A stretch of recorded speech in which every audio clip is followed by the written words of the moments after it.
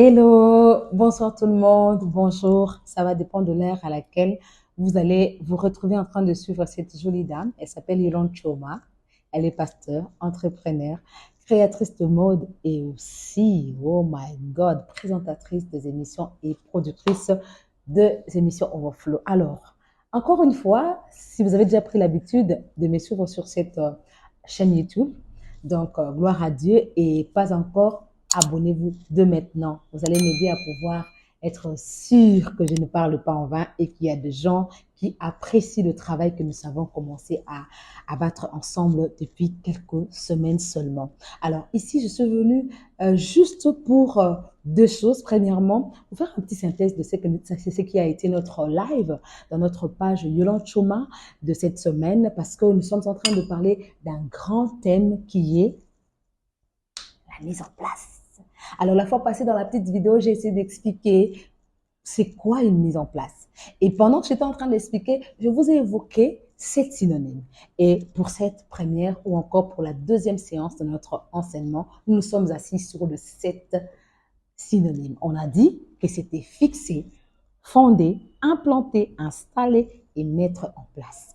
Ce sont donc les 7 synonymes qui expliquent autrement l'expression qui fait même le sujet, notre sujet, qui est la mise en place. On a dit que quand on parle d'une mise en place, c'est-à-dire que Dieu dresse une table.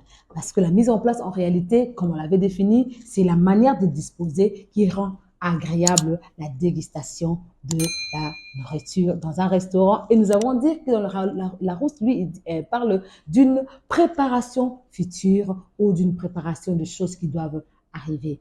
Et aujourd'hui, comme je suis en train de le dire, j'ai parlé de 7 synonymes.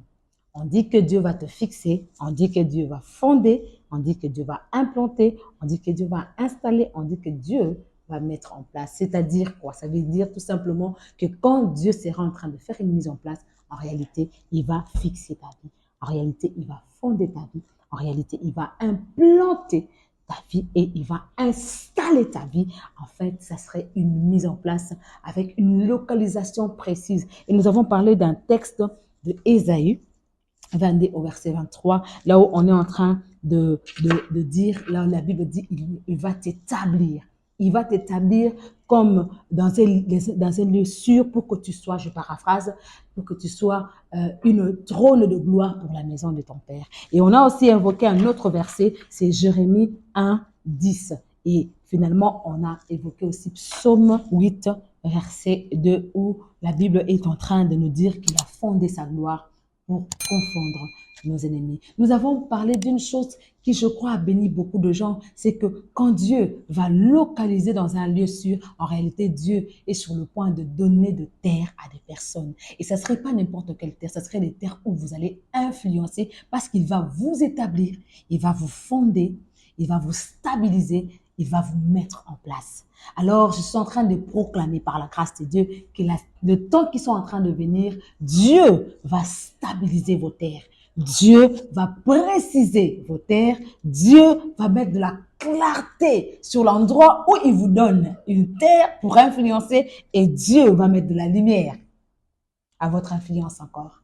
Parce qu'il a dit de gloire en gloire, il nous amène.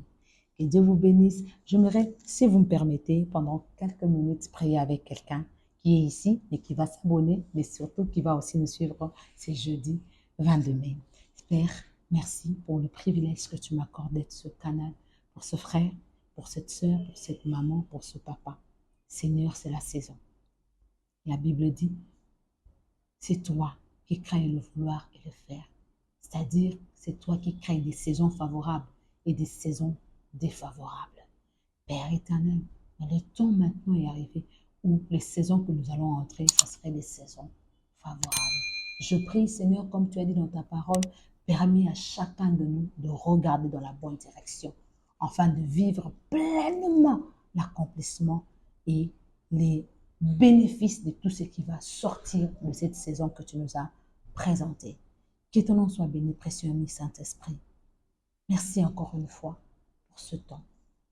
Merci de protéger chacun de nous pour la prochaine occasion que nous aurons, si tu ne reviens pas. Merci pour ta main, pour tous ceux qui sont en train de travailler avec moi et pour tous ceux qui viendront demain. Je te bénis, je te rends grâce au nom de Jésus. Amen. Que Dieu vous bénisse. Bye bye.